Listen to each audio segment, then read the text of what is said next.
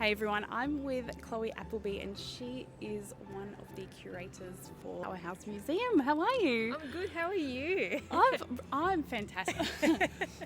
You mentioned before when we were talking that the display that you have here is the first one since 2014. Yes, so in 2014 we had an exhibit. I wasn't around in 2014, I just want to clarify. Yeah. I'm young. You look very young. You're very pretty. Oh, stop it. So in 2014 we had an exhibition called Game Masters, and that was from Acme down in Melbourne. Yep. And they exhibited different types of games and how we designed them, that kind of thing. And since then we actually haven't had anything on display, which is just wild to me. I've kind of been leading the charge of like we're collecting and doing exhibitions and haha. So you hired me for this, so this is what we're doing. Well, hired for me for this, yeah. No, it's I work in the curatorial team, but recognise that there is a gap. And I love games. I'm passionate about games. I've come in and suggested we can collect games, we can exhibit games, and I was very fortunate to be given the opportunity to showcase these fantastic queer creators, Fuzzy Ghost, in the exhibition that we're currently standing in called Absolutely Queer. Fantastic. Well, let's show everyone around. Yeah.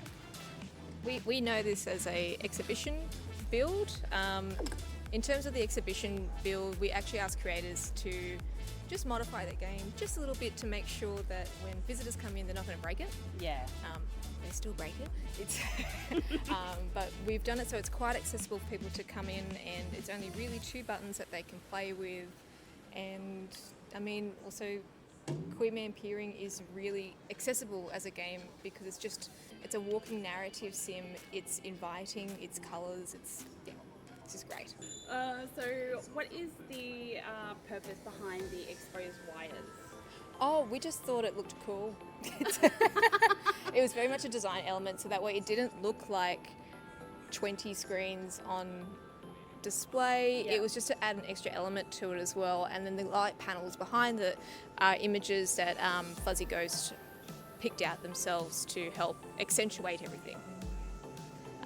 And with the exhibition, so really, really weird, but instead of reading it from like as you normally do from left to right, it's actually from right to left. So the start is where that first screen is, where it's also got "It's time to live weirdo gay island life," welcoming people to give the vibe, and the story starts from when they started off as animators, what inspired them to make a game, and then goes into creation process on the middle screen, and the final process, the reception of the game and their first review, them winning an AGDA.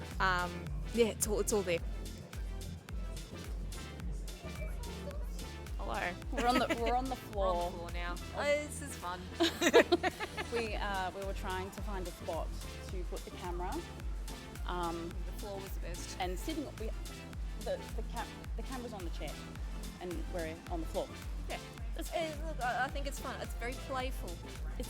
It is very playful. And it's like, it brings back to childhood. It's good. Okay. It's also raining all of a sudden. Yeah, why is happening? We're not in Melbourne. We're in Sydney. Why is it raining ridiculously? There must be enough Melburnians here. Oh, I for think it's what's South by happened. I Southwest. think they brought them. I brought the rain.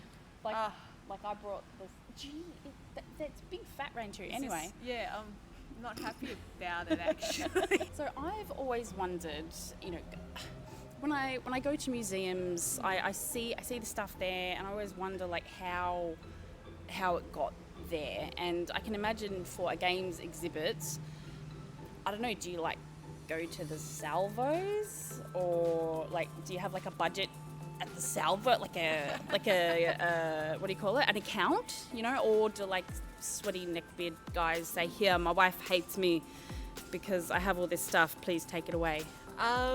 Funny. So museums, we collect as ethically as possible. So people do actually come to us with donations. This is like across the board, and it's not just games as well. People come to us with inquiries saying, hey, we have this collection of, I don't know, watches. We've got so many watches, would you like some watches? And then we go through it and we assess it. We determine if it's actually suitable for this collection, or maybe it's for other collections, or we recommend other things if it doesn't suit. So that's one way that we do collect. Another way is that the curators do go out. So if we do have a games exhibition, I'm going to be seeking out certain titles or certain creators to showcase their work, and it depends on really what the exhibition is needed for. So, for example, when we just saw Absolutely Queer, we sourced that game because we needed to highlight Sydney queer creators, and we wanted to showcase a new way of expression, which was games. And I mean, I say new way, but it's not really new. Yeah. It's just for a public eye, it's a new way to showcase stories as well as creative works and that kind of thing. So yeah, it depends. I'm now imagining Mardi Gras, a float, a queer video game float. I think we need that. Yeah. Oh, that would be sick. Yeah. 2025? 2025? Maybe? Yeah. What are we now? 20. Yeah. 3? I don't know. We're in 2023. I was giving you some grace. Thank you, I appreciate to that. collect. To collect and go from there. Yeah. Obviously, you're quite passionate about video games. That's why you've taken up this position here. How do you see people's attitudes towards video games changed over the years? Well, it's really exciting actually. So I feel like technology has helped to assist that in some capacities, but also it's just the community that are making such fabulous work. So, I mean, also with the advances of different computing technologies as well as consoles becoming more beefier, we're able to tell those stories. So, I mean, unpacking from Witchbeam, it's all pixel art, so you can run it on something like a Switch, but which is more accessible for anyone to play, and it's all told through no words, just moving objects into place, being mad at the boyfriend. It's, same thing with the Artful Escape. It's based in, the whole story is based on riffs and guitar riffs, and this wonderful character going through his own journey to be a musician, and the music is at the root of the game. So it's just these new ways of exploration that's not just bang bang shoot shoot. Yeah, definitely. I think growing up, video games certainly had there was a stereotype, I think, around video games and them being a waste of time, or not being educational, or being just creating really negative social habits, I guess. So yeah, I think it's really wonderful. Do you see in the future for exhibits here, do you see them being more geared towards indie, or do you think that you would have more AAA titles? My preference is always indie. Yeah. Because I just love my indie games. I'm an indie game girl. It's my main thing that I play, except for there's a few AAA titles that I do play. It is always a little harder to showcase AAA games, not just because of content, but also copyright. Yeah, okay. Scary. Yeah.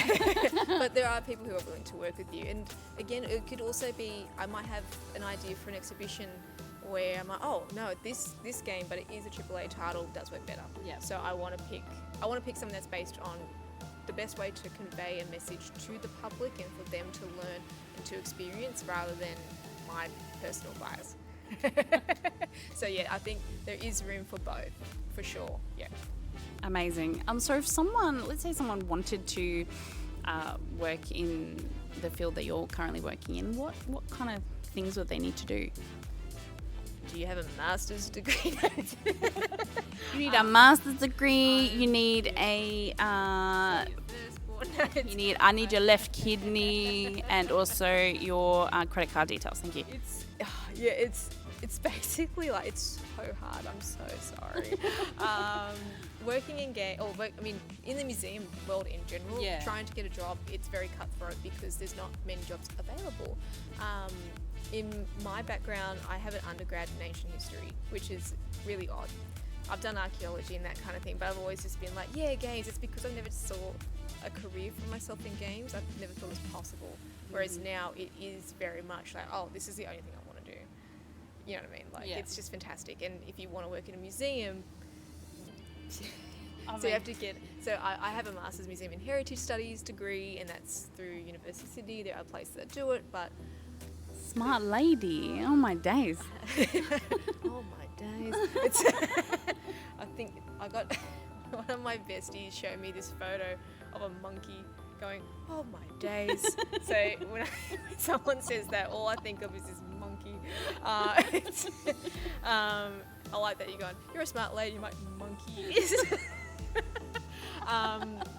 Yes, but also I spent years volunteering and working in the industry to get to this point where I am. So it's a lot of hard work, but then also I've seen other people who've done really well in their own different fields and then come into museums. So it really depends, but there is no set pathway.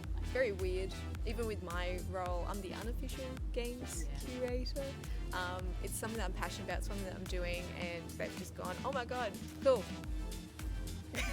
So I do really appreciate everyone who's supporting me and helping me on this. Yeah.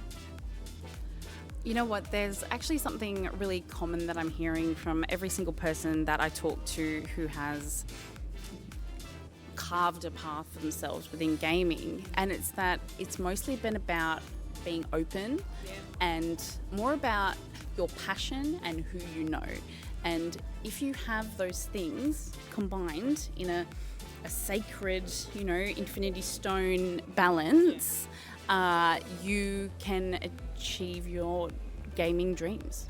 Oh, 100%. And with the who you know thing, it doesn't even have to be people who work in games. It can be someone that you're working closely with, that you do want to get into, and then you just build those connections. I mean, the way I did it was I went to events, hi, I'm Chloe, nice to meet you, and then I just never stopped bothering them, eh? You're stuck with me. They actually can't get rid of her. I just live in the building. Oh my goodness. Chloe, thank you so much for chatting with me today. If you do find yourself in Sydney, please do go check out this exhibit. It is at the Powerhouse Museum in Ultimo, and it runs until the 31st of December. Shout out to the Powerhouse Museum and South by Southwest for having us this past week. It was a fantastic week of gaming, entertainment, film, sound, a fantastic celebration of creativity.